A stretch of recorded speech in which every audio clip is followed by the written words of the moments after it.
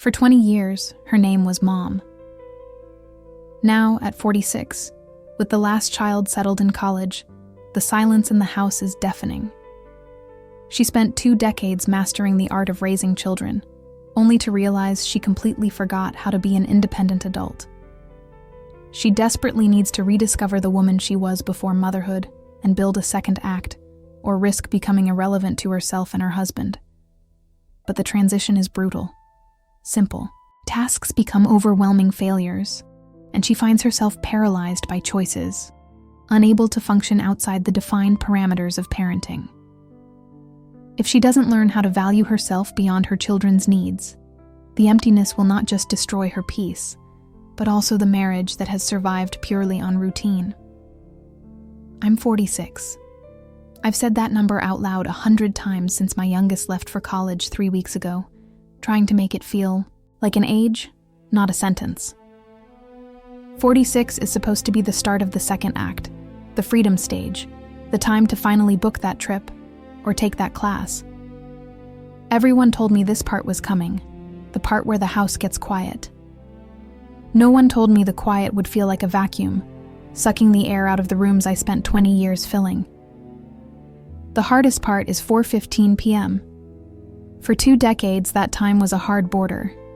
It meant keys rattling, backpacks dropping, the specific smell of teenage sweat mixed with gym floor dust. It meant the instant shift from whatever adult crisis I was handling to mom mode, efficient and necessary. Now, 4:15 p.m. is just the middle of the afternoon.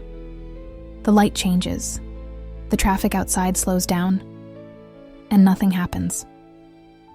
I still check the front door sometimes, expecting the collision of noise, the sudden need for a snack or a signature.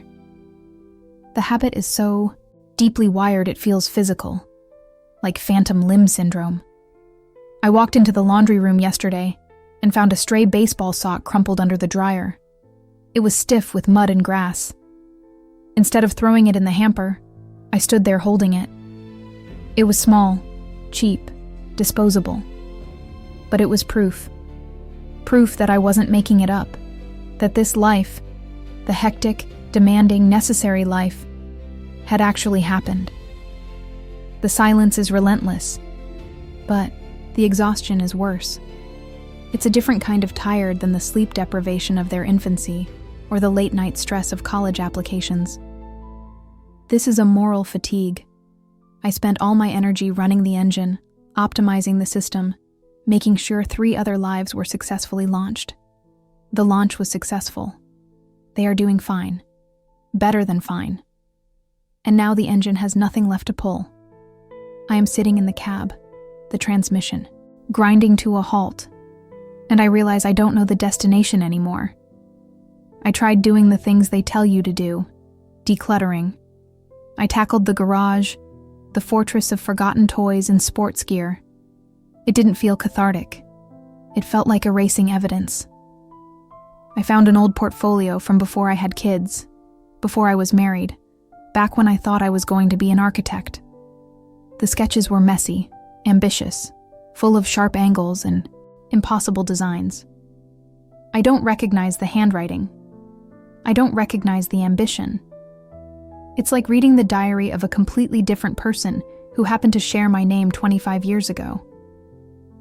The real panic sets in when I try to answer simple questions.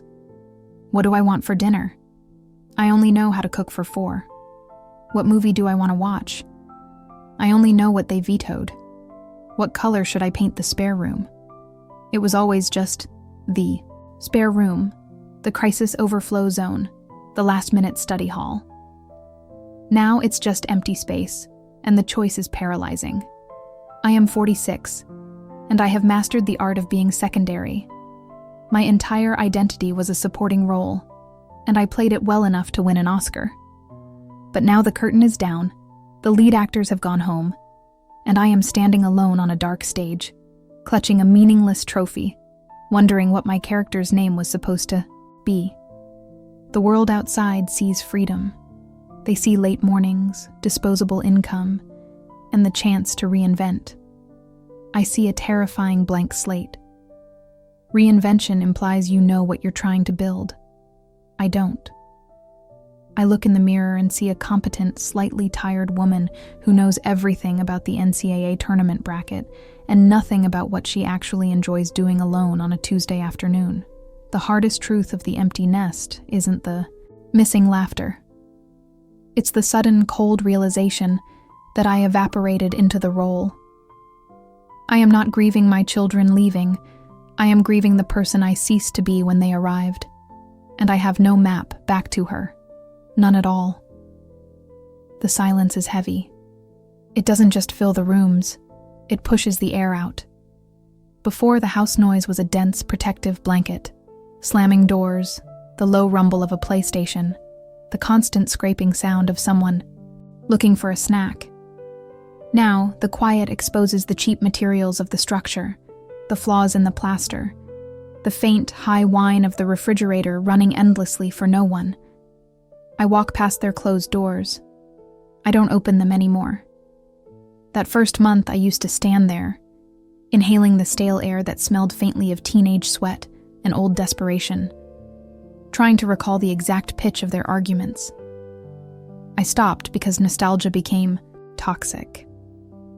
It was a refusal to deal with the present, a voluntary addiction to a past that, frankly, exhausted me when I was living it. My husband Mark thinks this silence is opportunity.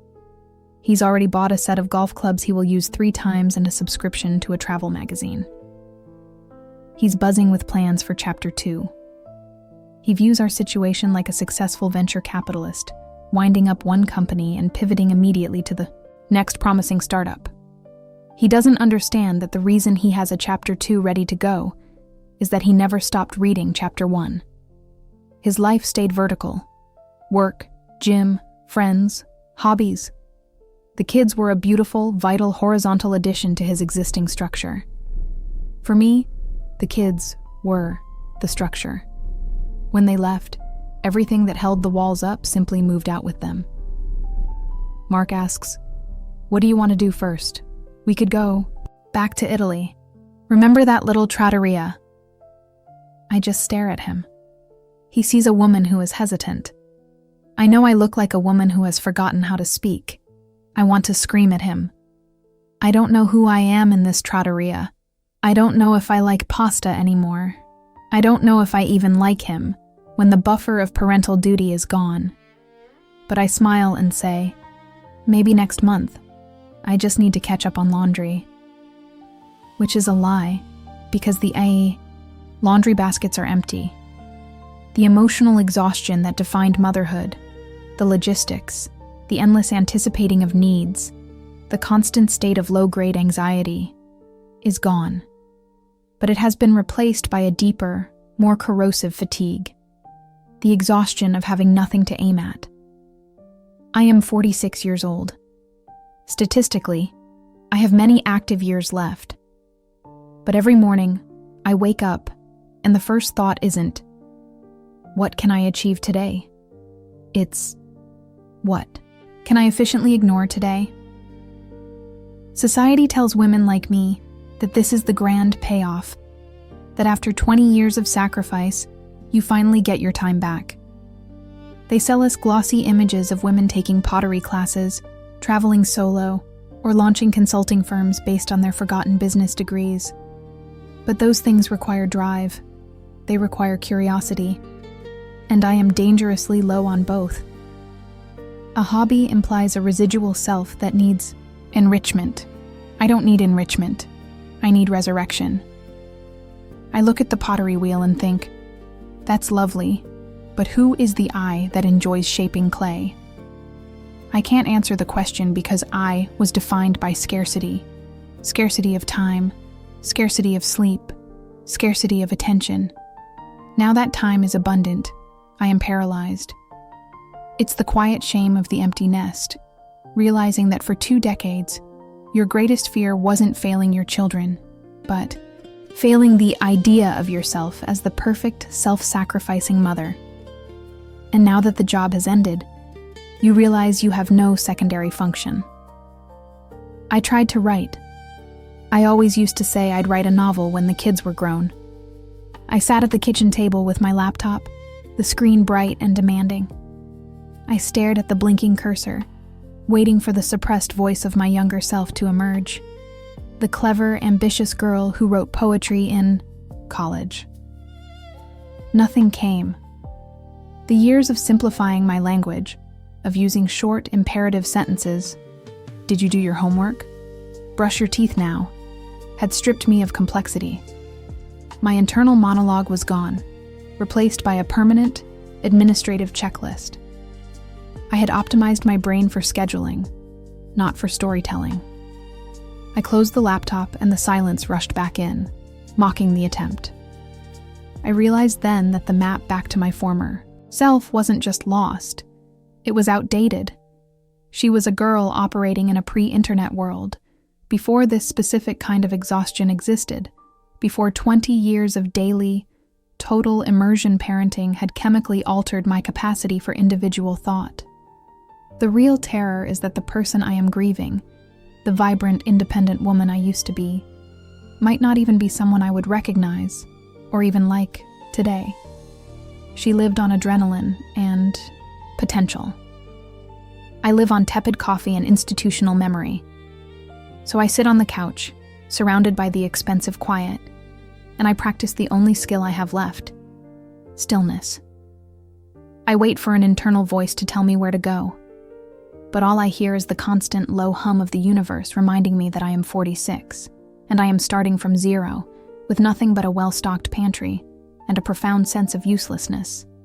And zero, at 46, feels a lot like -20. The house used to breathe. Now it just holds its breath. I tried to fight the quiet at first. I cleaned the garage. I organized the spice rack by alphabetical order, then by frequency of use, then by color. A manic, desperate attempt to impose logic where life had become purely accidental. The biggest mistake was the refrigerator. For 20 years, that white box was the headquarters of my operation. It was a rotating gallery of school schedules, permission slips, grocery lists scratched on the back of receipts, and magnetic poetry that swore obscenely at the concept of breakfast. It was proof of life. Now, it's pristine. Empty space between the condiments. I stripped every magnet, every note. It stares back at me, a blank, cold monument to logistical efficiency. And that's the problem. Efficiency is useless when the goal is gone. If I put something on the calendar now, it's just for me. And if it's just for me, it feels optional, disposable, fake. My husband, bless his heart, doesn't notice the difference. Or rather, he notices the quiet and calls it peace. He comes home. He asks if I had a good day, and he means, "Did you successfully manage to not worry me with your internal collapse?" He has his schedule. His career didn't pause for 20 years. It accelerated. He is climbing the last steep segment of the mountain, looking forward to the view from the top. He sees this phase as the payoff, freedom from soccer practice and homework checks. He sees 2 adults finally relaxing. I see 2 strangers sharing expensive square footage, bound together by debt and history, trying desperately not to look into the canyon that has opened up between the dinner table and the television. We have mastered the art of parallel living. He watches the news. I scroll through old photos. We talk about the stock market, the weather, and what the kids texted. We never, ever talk about the fact that I feel like a retired soldier who was just given a gold watch and told the war is over, even though the only thing I knew how to do was fight it. The advice starts coming in, of course, from books, from podcasts, from well-meaning friends whose kids are still in middle school. "This is your time," they chirp. "Reinvent yourself. Find your passion." It's a cruel joke. Finding my passion implies I lost it under the cushions. But I didn't lose it. I exchanged it. I signed a contract in my 20s, my identity for their lives. It was the best deal I ever made, and I would sign it again tomorrow. The problem is that the contract terminated abruptly, and the new terms haven't been issued. They tell you to take up pottery, or learn Italian, or start a small, business selling artisanal soaps. I tried. I bought the clay. I downloaded the language app. I stared at the blank screen, and the only thought that surfaced was, why? The truth is, I don't want a hobby. A hobby is something you do to occupy marginal time. Raising humans was everything. It was essential, mandatory, immediate. It required every functioning neuron, every ounce of patience, every cent of discretionary income. It was a profound, systemic purpose. I don't need marginal time occupied. I need the central pillar replaced. I look at women who have successful careers, who balance board meetings and family life, and I feel a sudden, white-hot envy that is instantly followed by crushing guilt. I chose this path. I chose the bake sales and the volunteer coordination. I chose to be the anchor, the one who was always home, always available, always listening for the cough in the night. But choosing it doesn't mean the ending is painless. Choosing a career means you develop skills that are transferable. Choosing motherhood, at the level I did, means you develop skills that are essential, but only valuable to 3 specific people who no longer need them. I am an expert at managing pediatric appointments, diffusing teenage emotional bombs, and ensuring 7 different things happen at precisely the same time in 2 different locations. None of these skills translate well to the corporate world, or to making charming ceramic bowls.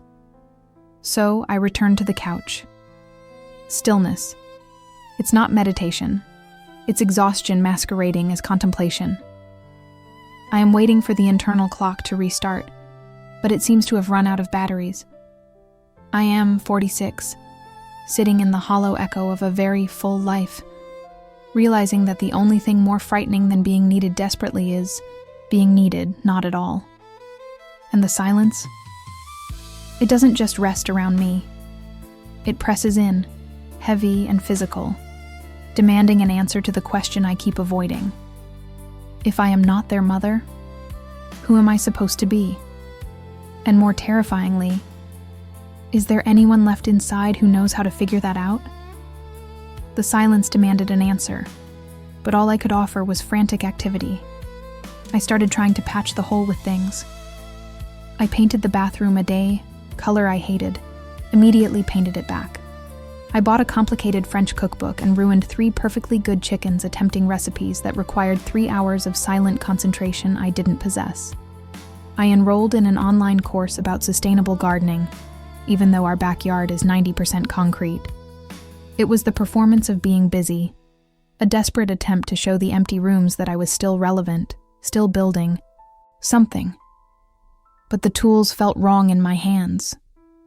It wasn't the satisfying, grinding effort of motherhood, the constant productive motion of keeping small lives from spinning out. This new effort was hollow. It was the difference between kneading dough for the family dinner and nervously tapping a pencil on an empty desk. My exhaustion shifted. Before, I was tired from doing too much. Now, I am tired from doing things that don't matter. It is a soul-deep weariness that comes from perpetual meaninglessness. The hardest place to perform this self-rescue act is right across the kitchen island, where Mark sits, my husband. We built this life together, stone by stone, kid by kid. We were an exceptionally effective managerial unit. We had logistics down to a science. We knew exactly when the other needed backup, when to run interference, and who was in charge of the college applications. But the management phase is over. We are left with 2 people who know the exact volume of the other's morning cough and the precise way they load the dishwasher, but who have nothing urgent left to discuss. The quiet between us is different from the quiet of the empty rooms. The house silence is demanding. The silence with Mark is passive, almost polite. It's the sound of 2 ships that have docked for decades in the same harbor, only to realize they were facing away from each other the entire time. I tried to bridge it. I suggested we revisit our honeymoon spot. He nodded vaguely. I proposed we start watching a series we could both commit to. We watched 2 episodes. He fell asleep, and I kept watching, feeling intensely alone even with his weight on the couch beside me. I realized our relationship had become entirely transactional. We exchanged information, not intimacy. We handled joint finances, not joint dreams. When the children needed us, our shared mission provided the necessary friction and heat to keep the connection strong. Now, without that gravitational pull, we are drifting. One Saturday morning, the silence was so loud I couldn't breathe. We both woke up at 6:30 a.m., driven by the obsolete internal alarm clock that still expects a crisis. We made coffee, sat down with our respective devices, me scrolling news about my kids' cities, him reading market reports. I looked up at him, really looked at the man I married 30 years ago. He looked back, slightly startled, as if I had interrupted a private thought. "What?" he asked, his voice flat. I had planned to ask him, "Who are we now?" Or maybe, "Do you feel this too?" But the words caught in my throat. What I finally said was, "The garage light is out again." He nodded, immediately relieved to have a quantifiable problem. "I'll get a ladder, a light bulb." That is our communication now. Fixing the minor physical defects of the structure we inhabit, because fixing the major emotional defect, the vast empty space where our connection used to reside, feels like climbing a ladder into the stratosphere without oxygen. I am starting to understand that this crisis of identity is not just about losing the role of mother. It is about confronting the person I shelved away, the one who existed before the relentless needs of the family defined every hour. And that person had a partner who was also shelved. We had made an unspoken, collective trade. We sacrificed the fluidity and exploration of our individual lives and our intense, focused coupledom for the stability and success of the family unit. It was a good trade, a necessary one. But now that the debt has been paid, the account is empty. I started digging through old boxes in the attic, searching for that girl. The one who wanted to work in journalism, the one who played guitar badly, the one who wrote terrible poetry. I found her journals.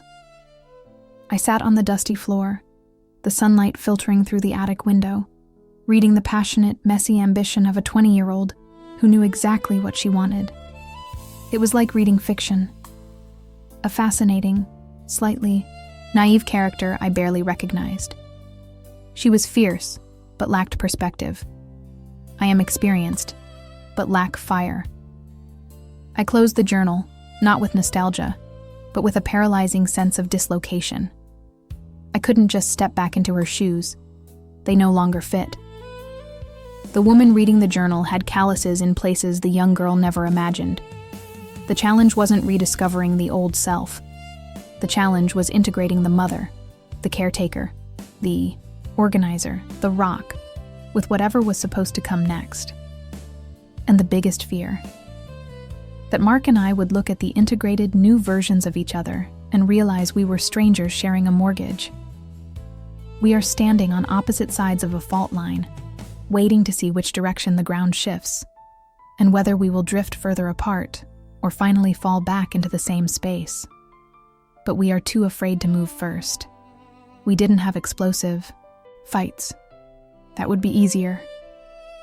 Explosions clear the air. They force a choice. We had orbits. We circled the kitchen island, the living room couch, the king-sized bed, never crossing paths, always maintaining the minimum required distance. The silence wasn't a lack of sound. It was a weighted atmosphere, heavy with unsaid resentments and questions too sharp to voice. Mark and I had perfected the art of the transactional marriage. He asked if I needed anything from the store. I said no. I asked if he checked the oil in my car. He said yes. We discussed the plumbing leak in the basement and the logistics of renewing the home insurance. We were excellent partners in architecture and finance. We were two CEOs managing a defunct family corporation, meticulously ensuring the assets didn't collapse. but forgetting the purpose of the corporation entirely. We had confused partnership with intimacy. I tried to find the me that Mark was supposedly waiting for, the vibrant woman who existed before the relentless schedule of school plays and orthodontist appointments took over. I needed proof I hadn't simply vaporized into motherhood. I bought sketch pads. I looked up adult education classes. I went to the gym, not for health, but to feel solid, real, to prove to myself that I still occupied physical space. It was all noise. I was performing self-discovery, confusing activity with meaning. When I looked in the mirror, I didn't see the woman who used to stay up late arguing politics or reading complex history. I saw the logistics manager who was tired of managing logistics. I saw a ghost wearing nice athletic wear, desperate for structure. The lie was that fulfillment could be found in a new hobby. The truth was that fulfillment had been found in raising humans, and that job was over, leaving a vast, echoing chamber where the daily crisis used to live. The hardest part was the evening. When the kids were home, 8:30 p.m. was the end of the shift. Now 8:30 p.m. was just the beginning of 3 more hours of forced proximity before the relief of separate sleep. Mark would be on his tablet, reading global news, his expression neutral and untouchable. I would scroll through feeds, watching other people's lives unfold, lives where the kids were still small, or lives where the adults seemed to genuinely enjoy each other's company. I felt like an anthropologist observing a species I once belonged to. Sometimes I would put the phone down, look at Mark's profile, and feel a surge of painful tenderness. I remembered the first time he held my hand, the way he looked at me when we were building the crib in the spare room. He was still the same man, chemically, physically. But the operating system had been rewritten entirely by stress and routine. I wanted to reach out, to ask him, "Do you miss us?" Not the family, but us. The two people who used to talk about everything, including the things that scared us. But the moment I thought of speaking, the risk felt too high. If I opened that door, the entire carefully constructed, predictable misery might fall down. We had built a fortress of shared assets, the house, the savings, the reputation, to protect us from the necessity of emotional intimacy. We mistook stability for health. The real fault line wasn't the empty nest. It was the realization that, under the weight of raising a family, we had stopped building anything together that wasn't financial or logistical. We were waiting for the other person to confirm the suspicion we both secretly held. This wasn't enough. This house, this comfort, this predictable silence. It wasn't enough to sustain 2 adults who had forgotten how to be vulnerable. The ultimate fear wasn't divorce papers. It was the confirmation that we had become people who, if introduced today, would never choose each other. And the moment one of us spoke that truth, the status quo would shatter. So we kept quiet, because predictability, no matter how miserable, felt like safety, even when it felt like suffocation. We were terrified of the answer, so we stopped asking the question. We just managed the mortgage. The mortgage was managed, but the life inside the walls was not. The kids leaving didn't just create silence, it created volume.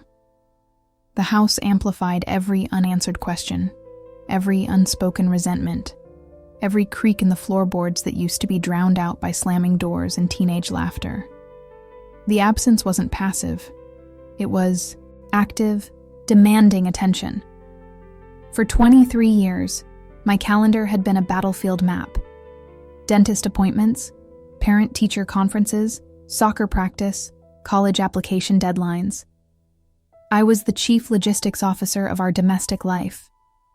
My value was quantifiable by efficiency, timeliness, and the perfect balance of proteins on a plate at 6 p.m. When the last box was unpacked in the furthest college dorm, I came home and stood in the middle of the kitchen.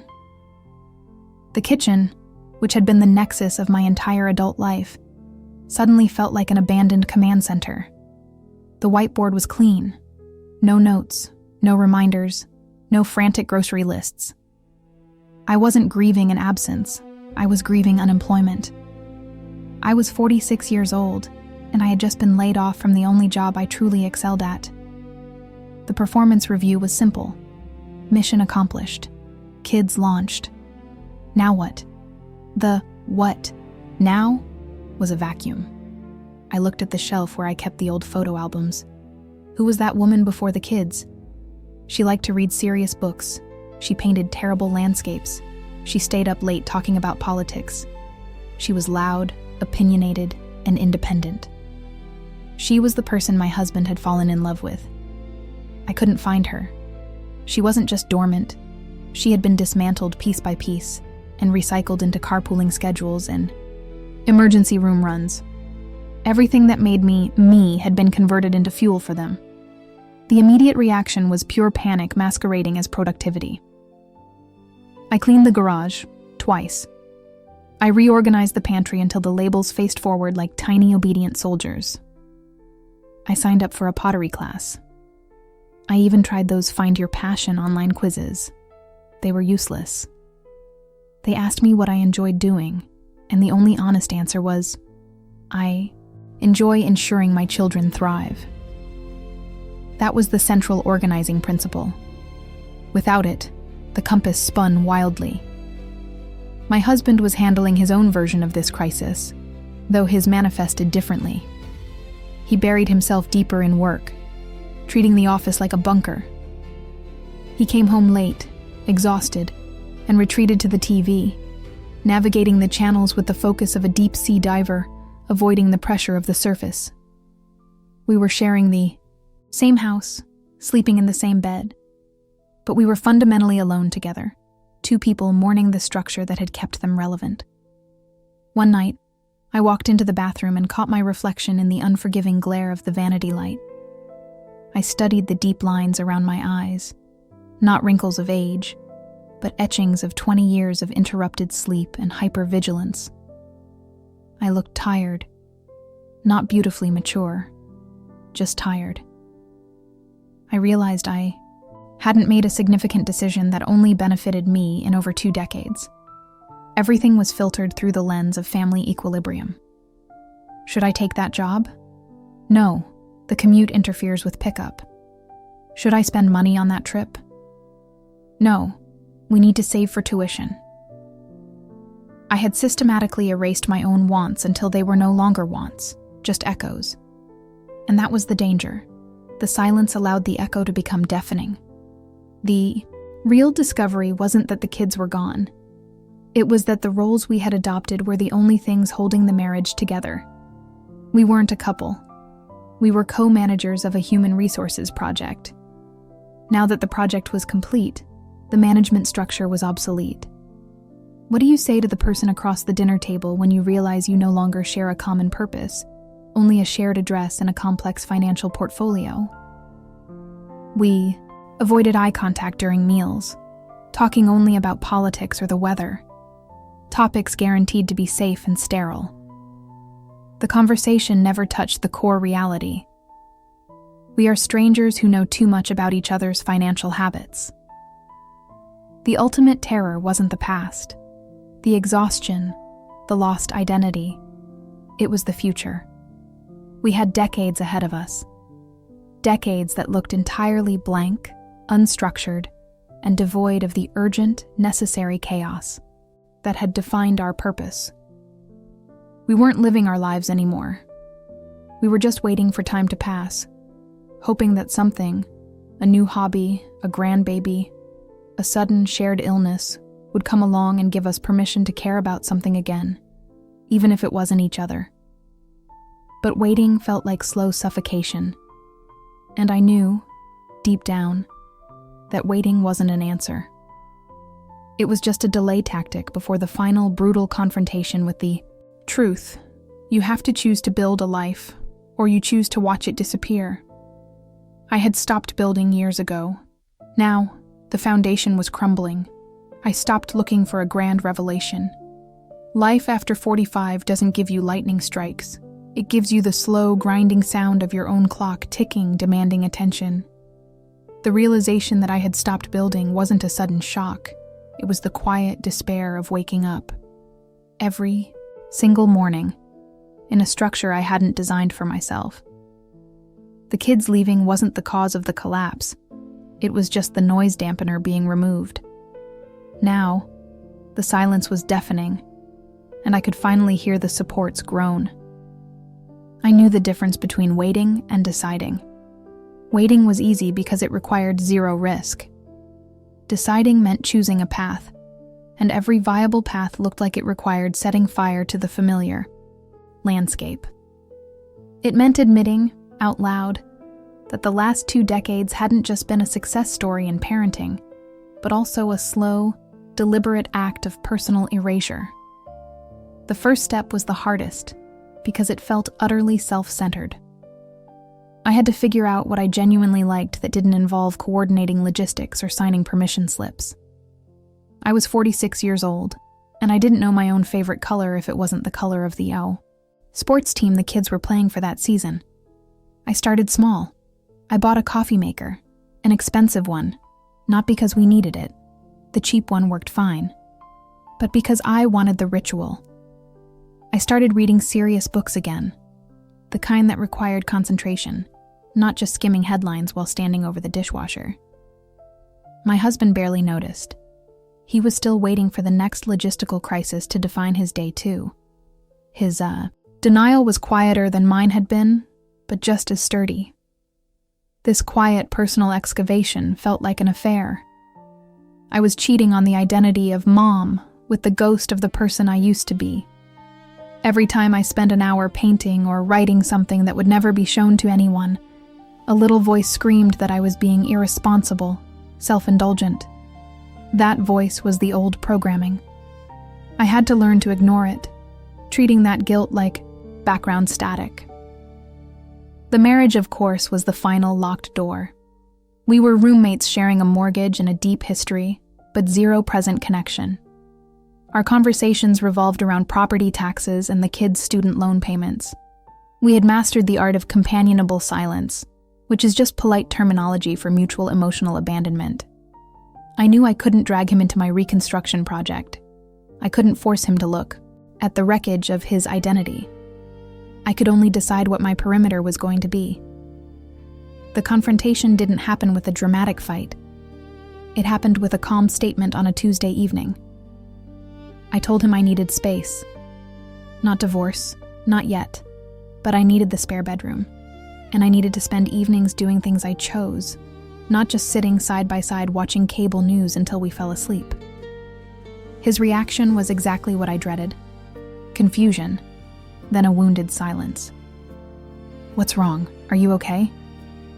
I knew that question wasn't about my emotional state. It was about whether I was threatening the established order. "I am fine," I said, "but I have spent 20 years being our person. Now I need to figure out who I am, and I need to do that alone, even if we are in the same house." He didn't fight it. He just looked smaller, defeated by the weight of an unspoken agreement, finally being broken. He didn't understand the depth of the void I was trying to fill, because he wasn't looking at his own. That was the crucial pivot. I realized the search for meaning wasn't about finding a grand passion or fixing the relationship. It was about accepting the terrifying loneliness of being responsible for your own happiness at an age when you thought the heavy lifting was done. We think the empty nest is the crisis of loss. It's not. It's the crisis of mandatory self-discovery. The children gave me an identity. Now I had to earn a new one. This new building project is harder, less fun, and demands a relentless honesty that raising kids never required. There are no gold stars for showing up. But here is the truth that settled into my bones. The foundation was crumbling. Yes. But a crumbling foundation means you finally have permission to demolish the old structure and build something stronger, something custom-made, something that finally, truthfully, looks like mine. And for the first time in a decade, the fear of starting over was slightly less potent than the relief of knowing that I was finally, truly, moving. The what now isn't a question anymore. It's the beginning of the next, unexpected chapter, and I started writing it that night, with the silent sound of the bedroom door closing behind me.